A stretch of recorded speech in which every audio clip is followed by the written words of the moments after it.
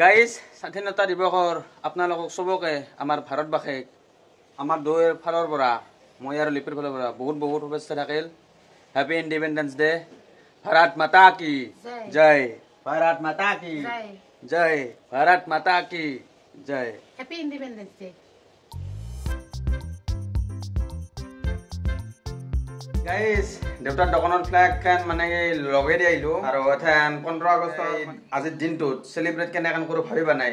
আৰু এনে এটা প্লেন আছিল চাইকেল ৰাইডত যাম বুলি বঙাইগাঁৱক লগিন, কিন্তু কেঞ্চেল হৈছে। মাত্ৰ 2জনহে হৈছে আৰু ইমান ৰ'দত তাৰমানে ৰ'দ দেখা পাই ৰাতিপুৱাই যিটো টেম্পাৰ দিছে মানে কি কেঞ্চেল হৈছে। এথেন কৰোঁ কি তাকে ভাবিবা নাই। লিপি কিবা প্লেন আছে? চাইকেল হৈ লৈছা দেখোন। মুখে যাওক হা ঠেকা হান পাই না বিধেকা হা। গাইজ অলপ আগতে ফোন এটা আহিছিল, মানে বেছি টাইম হোৱা নাই, এই মাত্ৰ মানে কি লগ ধৰছে। গতিকে বঙাইগাঁও যাই হ'ব নাকে যাম বুলি ভাবছো। গাইজ স্বাধীনতা দিৱস বিয়া কৰিছে আগতে হ'লে যাওঁ বুলি গাইছিল। দেশ স্বাধীনতাৰ আজি মোটামুটি 78 সংখ্যক হ'ল। গতিকে বিয়া কৰাব মোৰ 2 বছৰ হ'ল। মই আৰু স্বাধীনতা গম পাইছে যে হা। A few moments later. 15 August ফুৰবা যাৰ মাথা মাৰছিল। ফুৰবা যা মানে কি চাইকেল ৰাইডত যা মাথা মাৰছিল। কামত লগাই দিছো আপেকাই। এই সময় বাবা নাই, ভাবা বাৰবাৰ নাই যে যাবা দিয়া নাই তাক। সেইকাৰণে পুৰা কামত লগাই দিছো। আজি দিন পুৰা কামতে লগাই থাকিম। আহি আছো দে মই 1 মিনিট। কক যাবা আৰু দেউতাৰ দোকানৰ পৰা আহি আছো। কাম এটা বাতৰি 10-12 মিনিটৰ কামে হলো।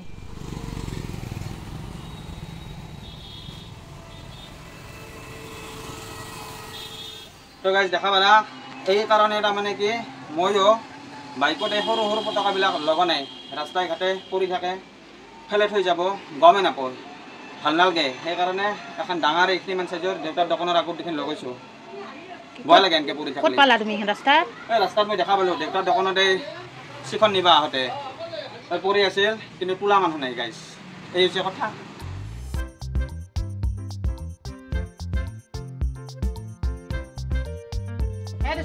হ'ব আহা, কাম কিমান কৰিব লাগছে। হ'ব আহা নব বাচ্চাৰে চব আহিবা আহা। তাক বেচেৰাক মই এনেই ভুল বুজি থাকো। সি আগফালে যাই ভাল কামে কৰিলা। ৰাস্তাত এখন তাৰমানে পতকা পৰি আছিল, সেইখন তুলি লৈ আহিলা। মই তাক কৈ আছিলো বোলে আমাৰ বাইকত মানুহগিলাই লৈ গৈছে, চাইকেল আৰু বাইকত কিয় পতকা নলগাও দেই। মুখত এই চাই থাকলে ক'ব পাৰি নেকি কিবা পতকা নলগাও। কিন্তু এইহে বুজি পালো তাৰ কথাটো। সি কৈছিলে বোলে সেইখিনি টাইমত লগাই পিছত ফেলে দেই হৈ আমি আগফালে গেলি সি আগফালে গেল এখন পতকা লৈ ফেলে বাই মিষ্টেক পৰি যায়, কিন্তু গমে নাপায় পৰি থাকে। কিন্তু দেখা পাইও মানুহবিলাকে নুতুলে। ফেলে নেদে, মোৰ কতে ভুল হৈছে। এইটো দেখি তাৰমানে মোকো বহুতে সুধি আছিল যে পতকা চতকা লগে বাইক বা সেই যে ফুৰবা যাবি না নাযাওঁ। মই যাম, কিন্তু চাওঁ কি হয়। ৰ'দত ধৰিতো নেগলোৱে। আৰু সৰু সৰু পতকা কেইখনৰ এইয়ে প্ৰব্লেম। আপুনি কালি দেখা পাব ৰাস্তা ঘাটে কিমান পতকা পৰি থাকে। গতিকে আপোনালোকক এটা ৰিকুৱেষ্ট কৰিছোঁ, যাতে পৰি থাকিলে বাইকখন হওক বা চাচি গাড়ী আহে যেহে দিয়ে চাইড কৰি ৰাখি হ'লে পতকাখন যাতে তুলি মেথন এটলিষ্ট ঘৰক লগিন লৈ যায় এক জেগাত, ভাল জেগাত যাতে থৈ দিয়ে।